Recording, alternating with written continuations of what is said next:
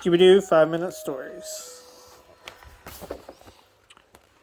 Jungle Jeopardy.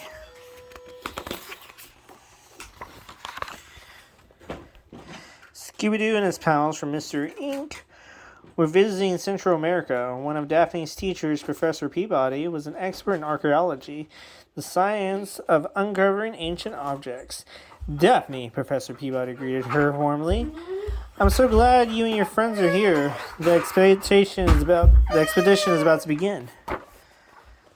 The group ventured into the jungle. I've heard legends about undiscovered Mayan treasure nearby, the professor explained, but the other scientists here think I'm an old fool. Professor Peabody led them to the base of an ancient pyramid where they were to begin their search, but the pyramid had a guardian, a fierce cat-like creature that snarled, scaring them away. Well, this is awful, the professor cried. Don't worry, Fred said. Let us solve the mystery behind this cat creature. Then you can get back to work. The gang headed out to search for clues. Wow, look at all the fresh fruit, Velma said. So yummy. Velma's right, Shaggy said, smacking his lips like, those goodies look ripe for the picking. Scooby and Shaggy filled their arms with all kinds of fruit. Soon they couldn't see where they were going. Watch out, cried the others, but it was too late. Zoinks, said Shaggy as they fell into a pit. They hit the bottom of the pit with a thud. Luckily, the pit wasn't that deep. Stay there, Fred shouted. We'll throw you a light. Soon they had a torch lit, but Shaggy was still nervous like Scooby. He said, I get the funny feeling we're being watched. Shaggy and Scooby saw a tunnel and decided to look for a way out, while the rest of the gang searched for more clues. Shaggy's instinct was right. The group was being watched, and whoever was watching them wanted them gone. Daphne, Velma, and Fred heard a rumble.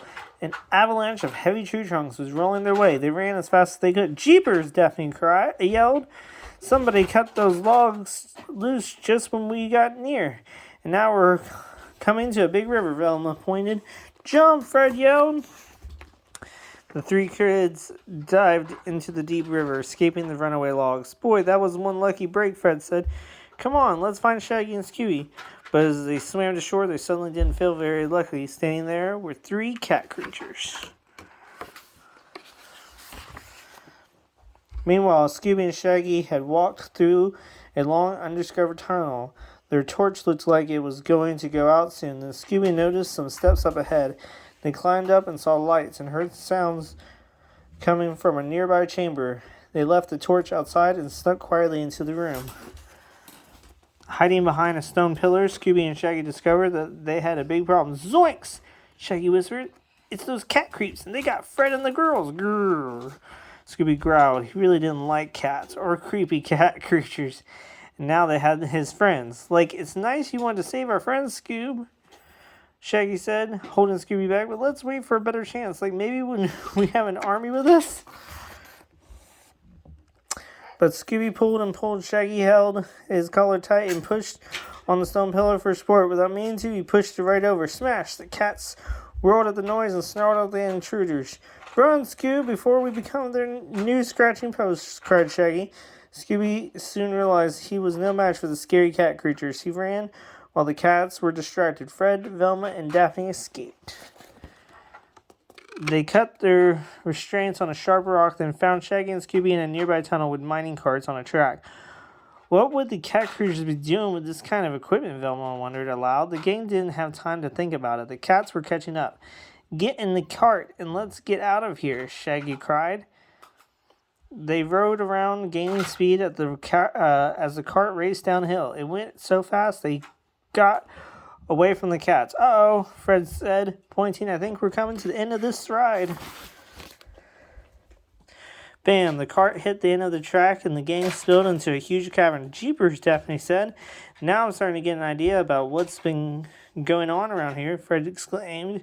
Gold, silver, diamonds, and rubies. The cavern was filled with treasures fit for a king. Come on, gang. Those cats will be right behind us, Fred said. Let's find a way out of here. But, aren't we going to do something about the striker, Shaggy asked? That's exactly what we're going to do, Fred answered, as soon as we're back up to ground level.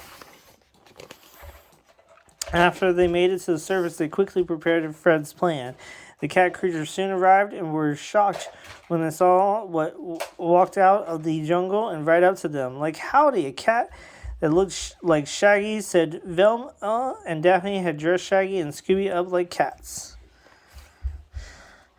The creatures snarled and chased Shaggy and Scooby. As soon as the Shaggy and Scooby led the cats away, Fred pulled on a vine. Several logs the gang had collected came rolling down a hill right at the cats. Scooby and Shaggy led the cat creatures down to the river. The pair jumped out of the way just before Daphne pulled on a vine that tripped the cats. They went tumbling into the cold water. "Help, I can't swim," yelled one of the creatures. The gang pulled the wet cats out of the water and tied them up. After they were unmasked, they turned out to be the scientists who claimed they didn't believe Professor Peabody's theory. "Let me guess," Velma said. "You discovered the hidden treasure and decided to keep it for yourselves. And came up with a cat creature disguise to frighten away anyone who came snooping around," Daphne added. "It would have worked too if it weren't for you meddling kids and the dog of yours," the leader of the pack shouted. After they handed the cats over to the authorities, the gang showed Professor Peabody the treasure cabin. "Thanks so much, kids," the professor said. "I am forever in your debt. Think of all the